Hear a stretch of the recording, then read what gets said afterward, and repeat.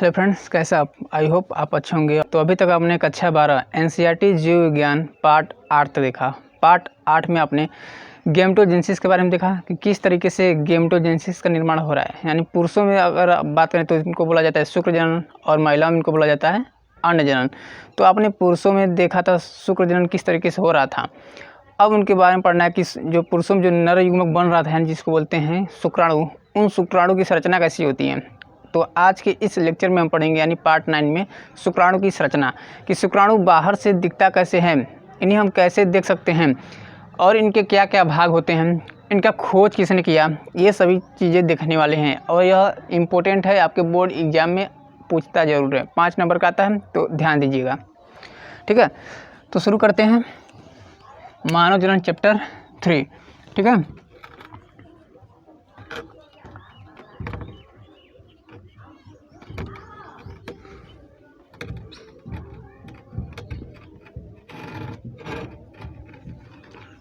Chapter number 3 है। ठीक,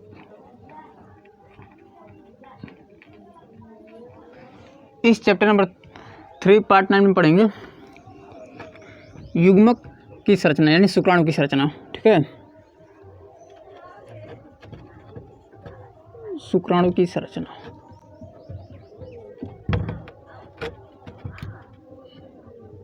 इसको इंग्लिश में बोलते हैं structure of sperm. Structure of sperm. ठीक है, शुक्राणु की संरचना, स्ट्रक्चर ऑफ स्पर्म, कि देखेंगे कि शुक्राणु कैसा दिखता है।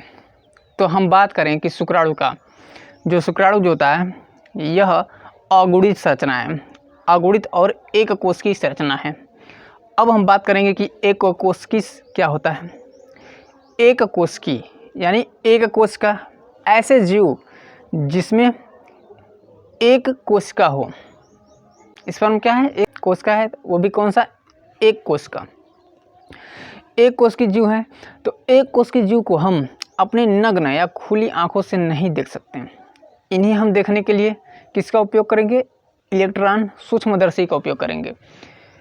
तब यह एक कोश की सूक्ष्मदर्शी संरचना है। कौन? शुक्राणु। ठीक है, अभी शुक्राणु का संरचना हम बना के दिखाएंगे किस तरीके से दिखता है। ठीक है, और एक शुक्राणु में एक फ्लैजिला होता है। फ्लैजिला बोले तो एक पूंछ जैसी संरचना होती है जो शुक्राणु को मूवमेंट कराती हैं, यानी उन्हें गति प्रदान करती हैं, जो शुक्राणु अपने जगह से दूसरी जगह ट्रेवल्ड कर सकते हैं। ठीक है, और शुक्राणु बाहर से एक झिल्ली के द्वारा घिरी रहती है जिसे बोलते हैं प्लाज्मा झिल्ली, प्लाज्मा मेम्ब्रेन। ठीक है, तो देख लेते हैं कि शुक्राणु क्या है। ठीक है, तो इसमें लिखेंगे शुक्राणु एक सूक्ष्मदर्शी संरचना है। शुक्राणु एक सूक्ष्मदर्शी संरचना है। शुक्राणु क्या है? सूक्ष्मदर्शी संरचना है। इनमें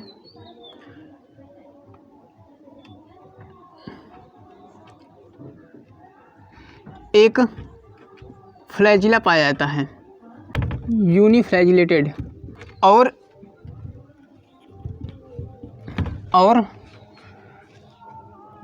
यह शुक्राणु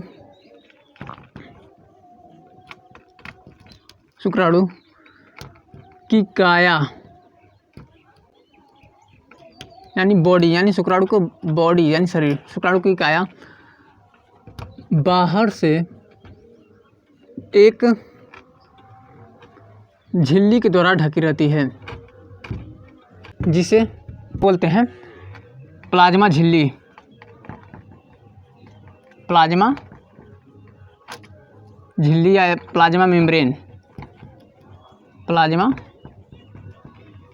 मेम्ब्रेन कहते हैं। यानी शुक्राणु की संरचना, शुक्राणु एक सूक्ष्मदर्शी संरचना है जो बाहर से एक झिल्ली के द्वारा ढकी रहती है, और इनमें एक फ्लैजिला पाया जाता है जो शुक्राणु को एक स्थान से दूसरे स्थान तक गति प्रदान करने में सहायक होता है। अब देखेंगे एक शुक्राणु में कौन कौन से भाग आते हैं। शुक्राणु के निम्न भाग होते हैं।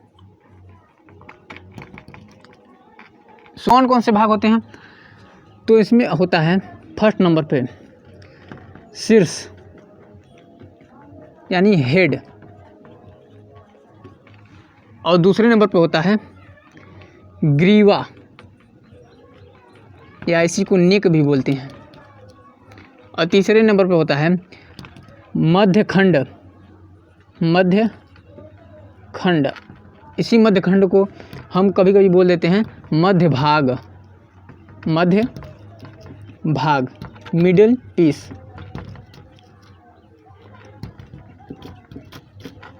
और चौथे नंबर पर होता है एक पूंछ होता है जिसे हम फ्लैजिला बोल रहे हैं। ठीक, ये होते हैं। तो अगर हम बात करें कि शुक्राणु की खोज किसने किया, तो शुक्राणु की खोज एक महान साइंटिस्ट ने किया, एंटोनी वॉन ल्यूवेनहॉक। एंटोनी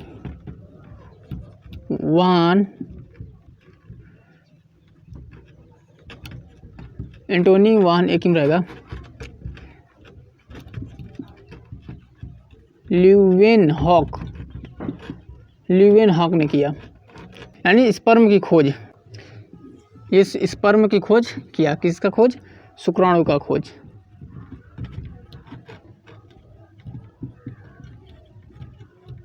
शुक्राणु की खोज एक महान साइंटिस्ट एंटोनी वॉन ल्यूवेनहॉक ने किया। एंटोनी वॉन ल्यूवेनहॉक ने और भी बहुत से चीज़ों को खोजा, जैसे बैक्टीरिया को खोजा, यूनिसेलुलर ऑर्गेनिज्म इज बैक्टीरिया, इनको खोजा।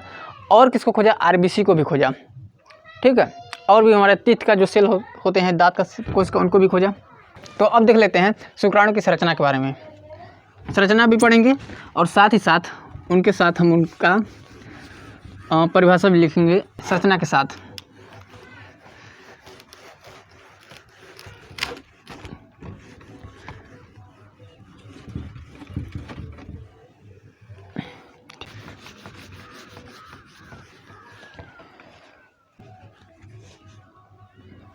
तो सबसे पहले हम शुक्राणु की संरचना को देखेंगे बना के। तो शुक्राणु एक सूक्ष्मदर्शी संरचना है। पहले हम शुक्राणु का संरचना बना लेते हैं।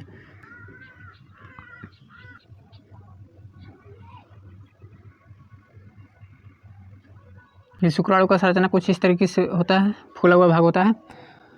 इसमें न्यूक्लियस होता है, यानी क्रोमोसोम मटेरियल या जेनेटिक मटेरियल। इसके चारों तरफ इसका साइटोप्लाज्म होता है, कोशिका द्रव्य किसका? स्पर्म का। और इसके ऊपर कुछ ऐसे टोपीनुमा संरचना होती हैं। अभी हम बताएंगे सभी क्या क्या इसे बोलते हैं, इसका नाम क्या होता है। ये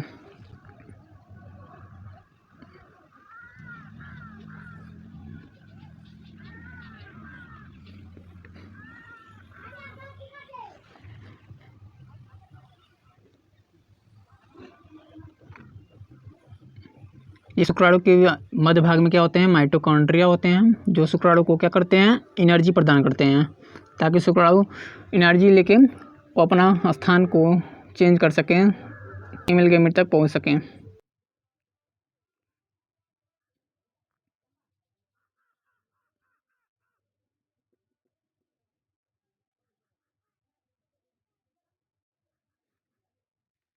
ये शुक्राणु की संरचना कुछ इस तरीके से दिखता है, यानी यह बहुत ही सूक्ष्म संरचना है जो आप देख नहीं सकते हैं अपनी खुली आंखों से।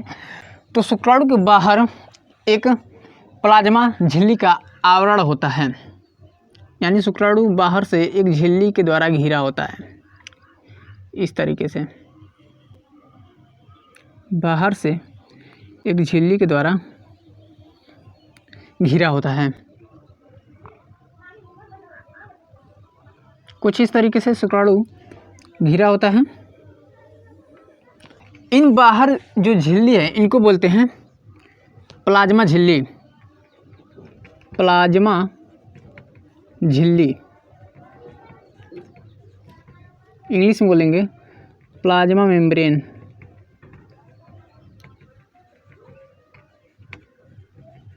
Plasma membrane. अब शुक्राणु का जो शीर्ष होता है ये क्या है? इसे बोलते हैं, यानी इतना भाग को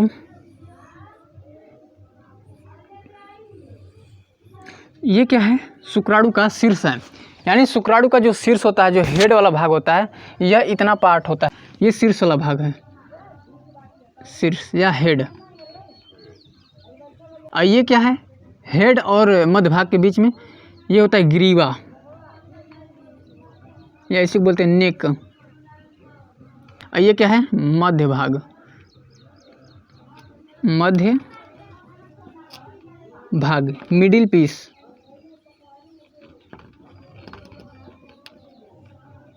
और ये संरचना क्या है? ये है इसका टेल, पूंछ। हमने बताया था शुक्राणु के 4 भाग होते हैं। ये तो एक शुक्राणु के 4 भाग होते हैं। सबसे पहला जो होता है उसे शीर्ष बोलते हैं, दूसरा ग्रीवा, और तीसरा जो बीच का भाग होता है उसे बोलते हैं मध्य भाग या मध्य खंड। और ये जो बाहर की संरचना होते हैं पूंछ या टेल।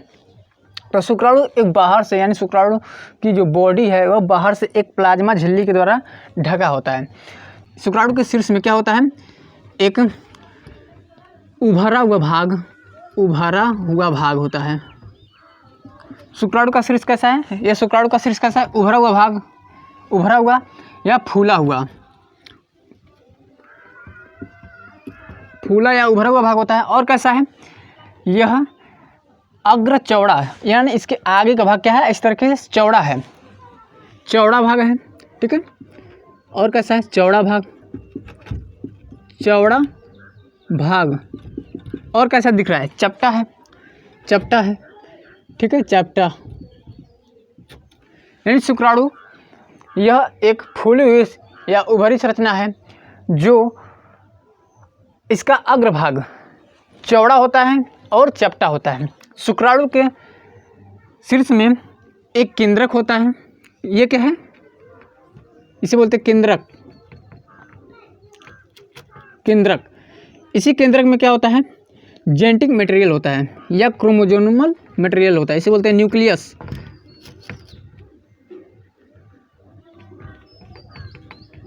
न्यूक्लियस, इसी न्यूक्लियस में क्या क्या होता है?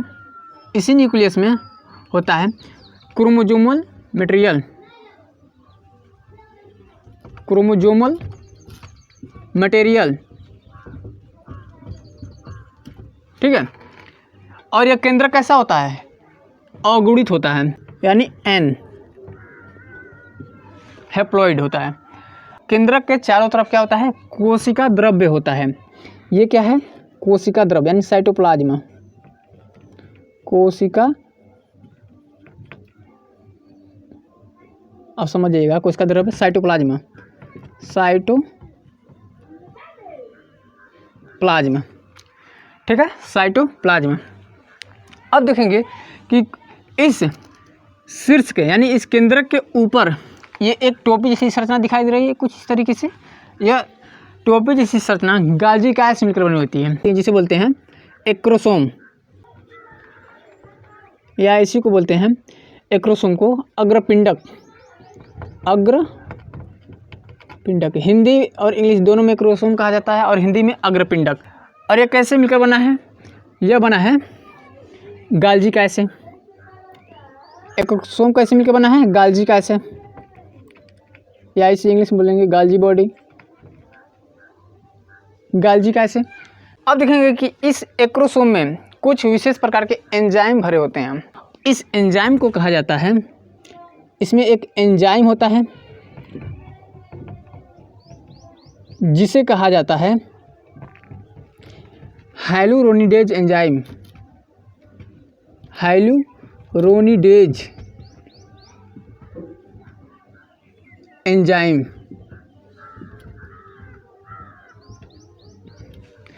इस एंजाइम का काम क्या है? यह फीमेल गैमिट, ये क्या है? एक फीमेल गैमिट है।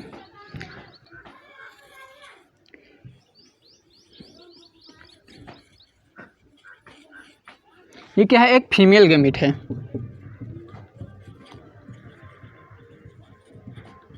यह हाइलुरोनिडेज एंजाइम क्या करता है? ये जैसे शुक्राणु ट्रेवल करके आता है, ये शुक्राणु जैसे ही ट्रेवल करके आता है तो शुक्राणु के जो अग्रभाग में ये जो टोपी में संरचना होती है इसमें होता है हाइलुरोनिडेज एंजाइम। यह हाइलुरोनिडेज एंजाइम क्या करता है? यह अंडाणु के जो द्वितीयक भित्ति है इसे बोला जाता है प्राथमिक भित्ति या कोरोना रेडिएटा, कोरोना रेडिएटा, ऐसे क्या बोलते हैं, जोना पेल्यूसिडा, जोना पेल्यूसिडा, जोना पेल्यूसिडा, या इसी को बोल देंगे द्वितीयक भीति, द्वितीयक भीति। ये जैसे ही स्पर्म आता है फीमेल गैमेट के पास तो क्या करता है, यह हाइलुरोनिडेज एंजाइम यह क्या करता है, द्वितीयक भीति को, इन द्वितीयक भीति को क्या करता है, नष्ट कर देता है। ऐसे इंटर किया और नष्ट कर देता है, और नष्ट करके क्या करता है, इनका न्यूक्लियस यानी स्पर्म का न्यूक्लियस क्या करता है, चला जाता है, और यह अंडाणु यानी ओवम का जो न्यूक्लियस है ये भी इसमें रहता है और आपस में फ्यूज कर लेता है, और क्या कर लेता है, निषेचित कर लेता है, निषेचित कर लेता है, निषेचित करके क्या बना लेता है, एक जाइगोट। यानी हाइलुरोनिडेज एंजाइम का काम है कि फीमेल गैमेट का द्वितीयक जो भीति है उनको नष्ट करके अंडाणु को निषेचित करना, इनका काम है, किसका, हाइलुरोनिडेज एंजाइम का। अब देखेंगे कि ये जो ग्रीवा है, ग्रीवा कहाँ पाया जा रहा है, ग्रीवा शीर्ष और मध्य भाग के बीच में पाया जाता है। इन ग्रीवा में होता है तारककाय, तारककाय या सेंट्रिओल कहते हैं, सेंट्रिओल, ठीक है, सेंट्रिओल। यह तारककाय दो प्रकार का होता है, दो प्रकार का तारककाय होता है। तो पहला कहाँ पर होता है, तो पहला तारककाय यानी सेंट्रियोल होता है, यह शीर्ष के नीचे यानी केंद्रक के नीचे होता है, और दूसरा कहाँ पर होता है, दूसरा होता है यह पूंछ और मध्य भाग के बीच में। तब यह तारककाय क्या करता है, यह तारककाय आगे चलकर यह एक अच्छी तंतु का निर्माण करता है, और यह पूंछ पर फैला होता है, जिसे बोलते हैं अच्छी तंतु या एक्जियल फ्लैजिला फिलामेंट, फिलामेंट। यह तारककाय दो प्रकार का होता है जो ग्रीवा में होता है। तो पहला तारककाय होता है केंद्रक के नीचे और दूसरा होता है तारककाय पूंछ और मध्य भाग के बीच में। अब यह तारककाय क्या करता है, यह तारककाय आगे चलकर कुछ इस तरीके से मध्य भाग से होते हुए यह कहाँ पहुँचता है, पूंछ में, जिसे बोलते हैं अच्छी तंतु, एक्जियल फिलामेंट। अब देखेंगे कि तारककाय जो केंद्र के पास है उस तारककाय को बोलेंगे समीपस्थ, यानी जो समीप है, समीपस्थ तारककाय जो केंद्र के पास है, और दूर कौन है, दूर है जो पूंछ के पास है, जिसको बोलेंगे दूरस्थ तारककाय। अब ये अच्छी तंत्र का निर्माण किसकी वजह से हो रहा है, समीपस्थ तारककाय से या दूरस्थ तारककाय से। तो यह अच्छी तंत्र का निर्माण दूरस्थ तारककाय से हो रहा है। देखिए दूरस्थ तारककाय से क्या हो रहा है, अच्छी तंत्र का निर्माण हो रहा है। अब देखेंगे कि मध्य भाग क्या होता है। मध्य भाग में बहुत से असंख्य माइटोकॉन्ड्रिया उपस्थित होते हैं। माइटोकॉन्ड्रिया का काम है एनर्जी प्रदान करना, किसको, स्पर्म को, और उस एनर्जी का यूज करके स्पर्म क्या करते हैं, वह गति करके पहुँचते हैं अंडाणु के पास। इसे क्या बोलते हैं, माइटोकॉन्ड्रिया। माइटोकॉन्ड्रिया का काम क्या है, energy source, energy source, energy का स्रोत है किसके लिए, गति करने के लिए, यानी स्विमिंग करने के लिए, फॉर स्विमिंग, स्विमिंग के लिए। यह माइटोकॉन्ड्रिया जो उपस्थित होता है ग्रीवा और पूंछ के बीच में क्या होता है, माइटोकॉन्ड्रिया सबसे बीचों बीच में होता है। अब देखेंगे कि इस टेल का काम क्या है, पूंछ जो होता है यह एक पतला और लंबा, पतला है और लंबा है और धागेनुमा संरचना है, ठीक है। और पूंछ में क्या होता है, पूंछ में एक्सियल तंतु उपस्थित होता है। लेकिन इन पूंछ में जो एक्सियल तंतु हैं, इन पूंछ के पश्च भाग में जो एक्सियल तंतु हैं, यहाँ पर एक्सियल तंतु हैं, इस एक्सियल तंतु पर क्या होते हैं, प्लाज्मा मेम्ब्रेन ढके नहीं रहते हैं। अब इस संरचना को बोलेंगे अंत टुकड़ा, या इसे बोलेंगे एंड पीस, ये, ठीक है। तो ये रहा एक शुक्राणु की संरचना। एक शुक्राणु की संरचना ये रहा।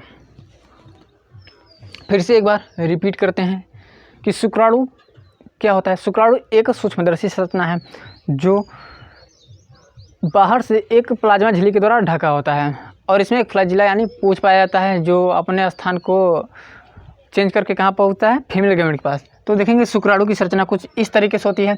तो शुक्राणु बाहर से एक झिल्ली के द्वारा ढकी रहती है जिसे बोलते हैं प्लाज्मा झिल्ली। अब देखेंगे कि शुक्राणु के 4 भाग होते हैं। कौन कौन से भाग होते हैं? जो बाहर का ये उभरा फूला हुआ या चौड़ा या चपटा भाग दिखाई दे रहा है, इतना इसको बोलेंगे शीर्ष। अब इस शीर्ष में क्या होता है? एक केंद्रक होता है।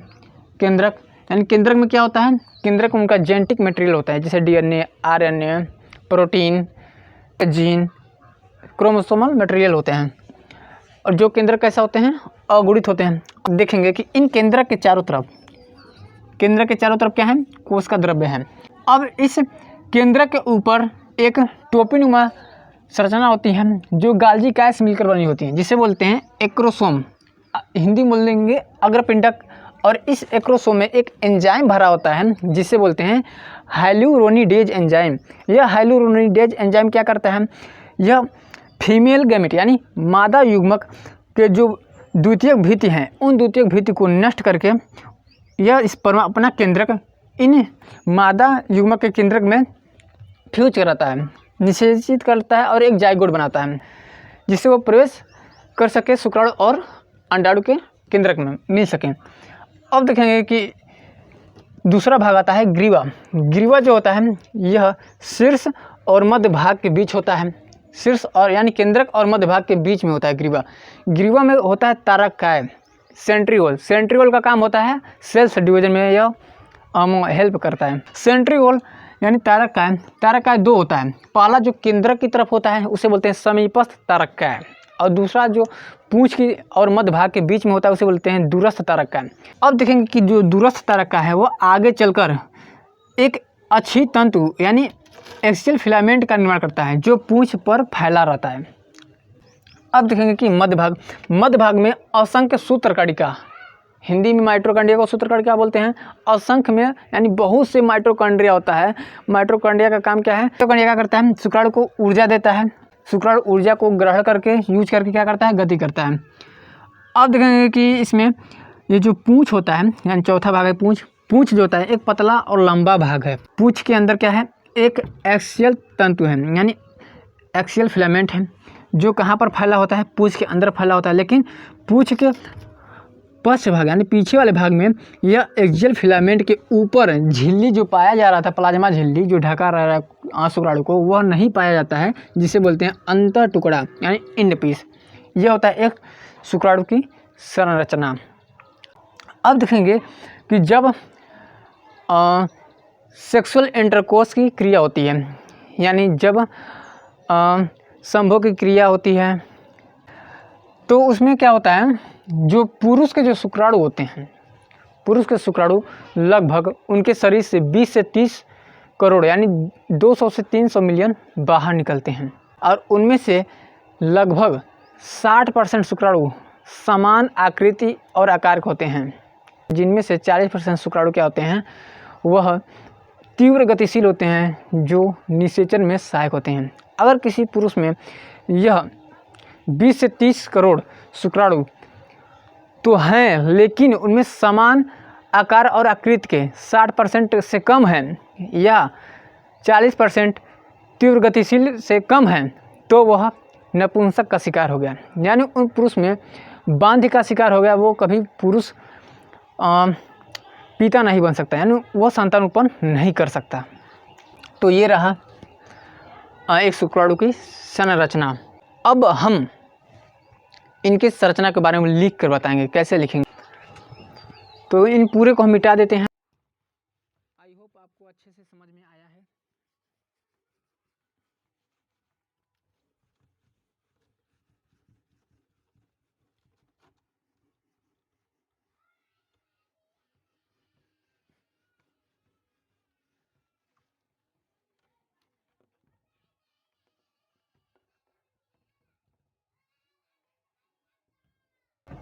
अब देखेंगे कि इसका परिभाषा लिखने जा रहे हैं हम शीर्ष। पहला क्या था उसमें? शीर्ष। यानी इसी को बोलते हैं हेड। हेड यह शुक्राणु का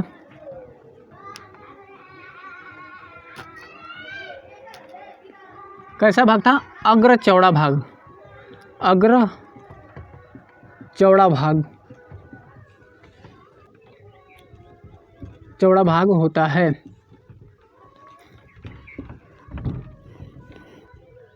इसमें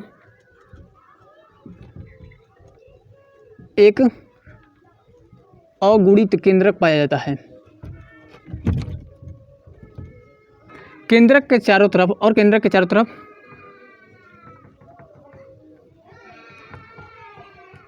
केंद्रक के चारों तरफ कोशिका द्रव होता है।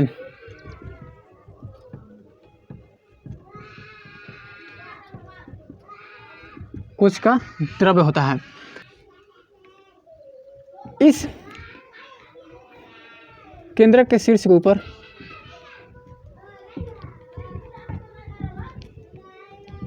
इस केंद्रक के शीर्ष के ऊपर एक गाल्जी कैसे बनी,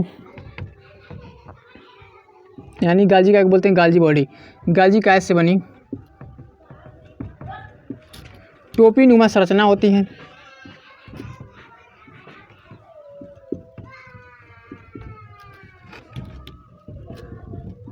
जिसे बोलते हैं, जिसे एक्रोसोम कहते हैं, यानी अग्रपिंडक। अग्रपिंडक या एक्रोसोम कहते हैं।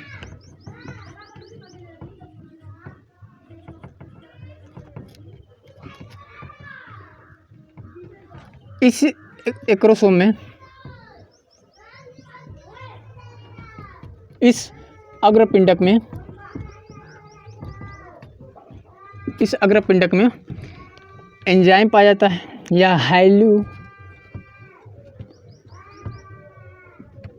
हाइलुरोनिडेज एंजाइम पाया जाता है।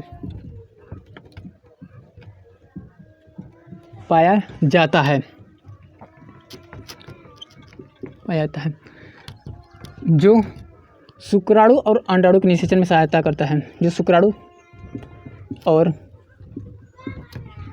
अंडाणु के निषेचन में सहायता करता है।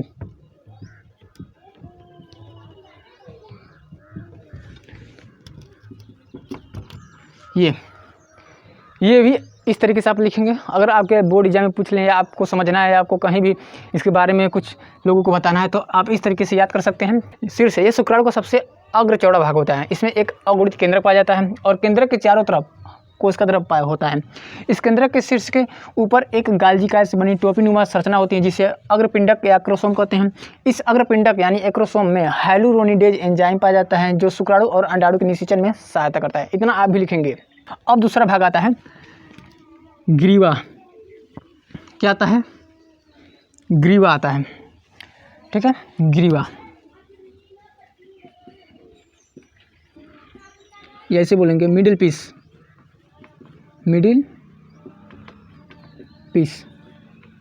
अब लिखेंगे ग्रीवा क्या होता है? तो ग्रीवा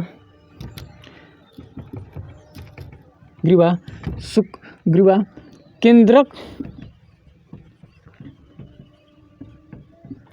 और मध्य भाग के बीचों बीच होता है।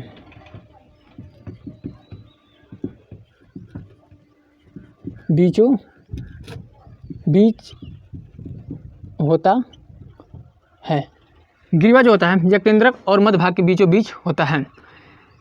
इस ग्रीवा में दो तारक काय पाए जाते हैं।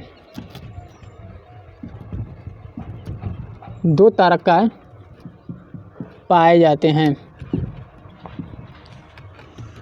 एक केंद्रक की तरफ होता है, एक केंद्रक की तरफ होता है, एक केंद्रक की तरफ होता है और दूसरा पूंछ और मध्य भाग के बीच होता है। पूंछ और मध्य भाग के बीच में होता है। बीच में होता है। यह तारककाय आगे चलकर क्या करता है? यह तारककाय आगे चलकर अच्छी तंतु का निर्माण करता है।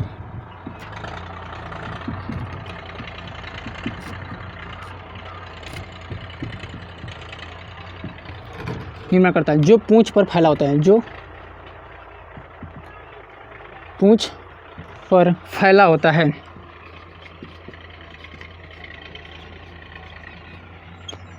जो पूंछ पर फैला होता है। जो तारककाय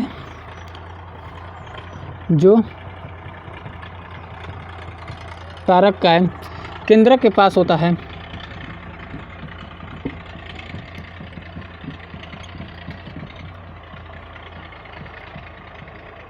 जो तारककाय केंद्रक के पास होता है उसे समीपस्थ तारककाय कहते हैं।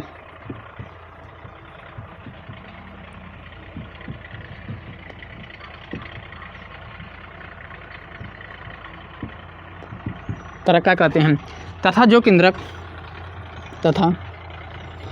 केंद्रक पूंछ और मध्य भाग के बीच होता है। पूंछ और मध्य भाग के बीच में होता है। मध्य भाग के बीच में होता है।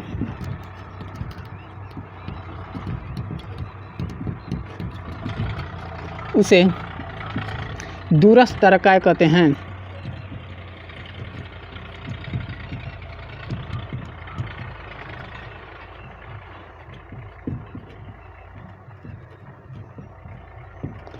ये यानी ग्रीवा। जो शुक्राणु का दूसरा भाग आता है उसे बोलते हैं ग्रीवा। ग्रीवा जो होता है यह केंद्रक और मध्य भाग के बीचों बीच में होता है। केंद्रक और मध्य भाग के बीचों बीच में होता है। इस ग्रीवा में दो तारककाय पाए जाते हैं। एक केंद्रक की तरफ होता है और दूसरा पूंछ और मध्य भाग के बीच में होता है। यह तारककाय आगे चलकर अच्छी तंतु का निर्माण करता है जो पूंछ पर फैला होता है। जो तारककाय केंद्रक के पास होता है उसे समीपस्थ तारककाय कहते हैं। हमने बताया कि तारककाय दो प्रकार के होते हैं। एक केंद्रक की तरफ होता है, तो जो तारककाय केंद्रक के पास होता है उसे समीपस्थ तारककाय कहते हैं। और जो दूसरा केंद्रक जो पूंछ और मध्य भाग के बीच में होता है उसे दूरस्थ तारककाय कहते हैं। इतना क्लियर। अब देखेंगे तीसरा जो था उसे बोलते हैं मध्य भाग या मध्य खंड, मिडिल पीस। मिडिल पीस मध्य भाग। मध्य भाग क्या होता है? यह शीर्ष और पूंछ के बीच में होता है।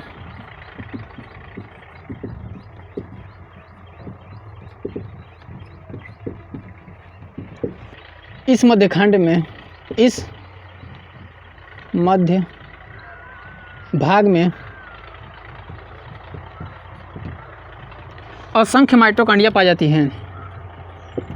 मतलब बहुत से माइटोकॉन्ड्रिया पाए जाते हैं। असंख्य माइटोकॉन्ड्रिया पाई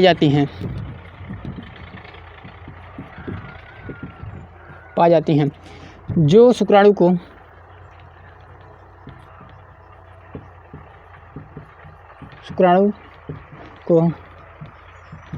ऊर्जा प्रदान करती हैं।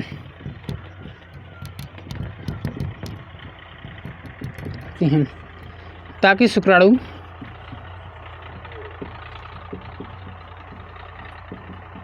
गति करके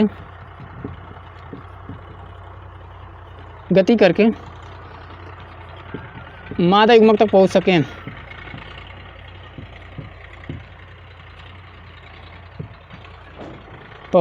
सकें।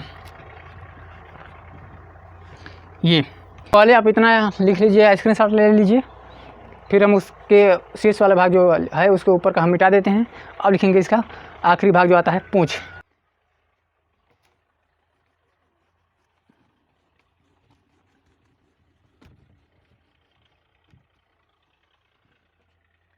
दूसरा तीसरा पे आता है चौथा पूंछ, टेल, टेल। यह शुक्राणु का पतला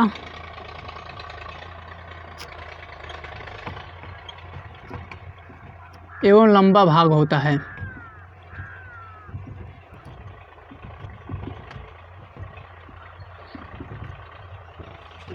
जो शुक्राणु को गति करने में सहायता करता है, जो शुक्राणु को गति करने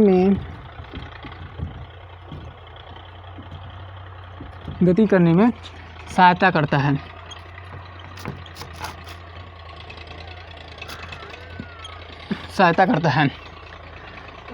शुक्राणु के अंदर, शुक्राणु के पूंछ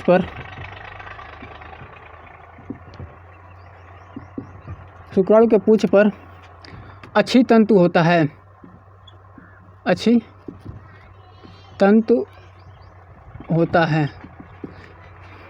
लेकिन पूंछ के पश्च भाग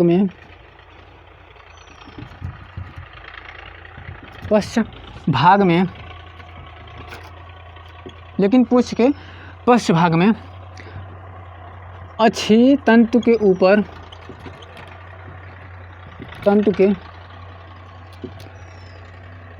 ऊपर कोई प्लाज्मा झिल्ली नहीं होता।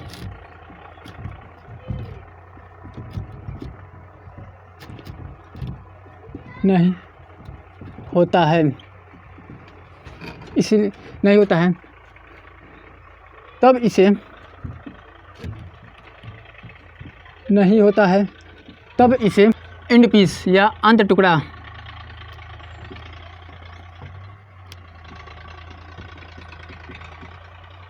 एंड पीस कहते हैं।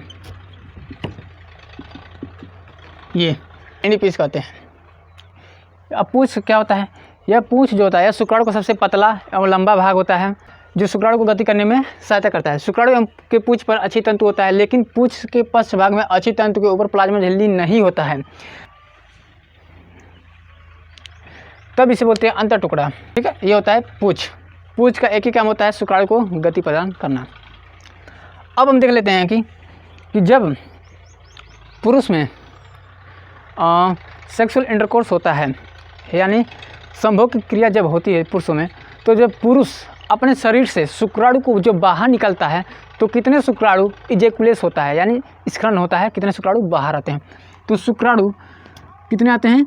20 से 30 करोड़ क्या आते हैं, यानी 200 से 300 मिलियन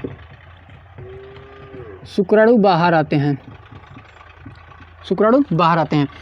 200-300 मिलियन क्या आते हैं? शुक्राणु बाहर आते हैं। और इनमें से 60% शुक्राणु, 60% क्या होते हैं? शुक्राणु समान आकृति और आकार के होने चाहिए, समान आकृति और आकार के होने चाहिए। और 40% शुक्राणु क्या होनी चाहिए? तीव्र गतिशील होनी चाहिए। अगर इनमें से 60% शुक्राणु समान आकृति और आकार से कम है और 40% शुक्राणु तीव्र गतिशील से कम है, तो आप हो सकते हैं क्या? नपुंसकता की समस्या आप में आ सकती है, जिसे बोलते हैं बाझपन की समस्या आ सकती है। आप संतान उत्पन्न नहीं कर सकते, यानी आप पिता नहीं बन सकते, संतान उत्पन्न नहीं कर सकते। ये टॉपिक आपको अच्छे तरीके से समझ में आया है, तो हमारी वीडियो को अपने दोस्तों को शेयर करिए, और हमारे चैनल पर अगर नए हैं तो सब्सक्राइब ज़रूर करिए। जिन बच्चों को ये ज़रूरत है क्लास 12th का जीव विज्ञान, तो हमारे चैनल पर जीव विज्ञान का ही बस पढ़ाया जाएगा। तो कैसा लगा ये वीडियो आप कमेंट बॉक्स में बताइएगा। तब तक के लिए धन्यवाद।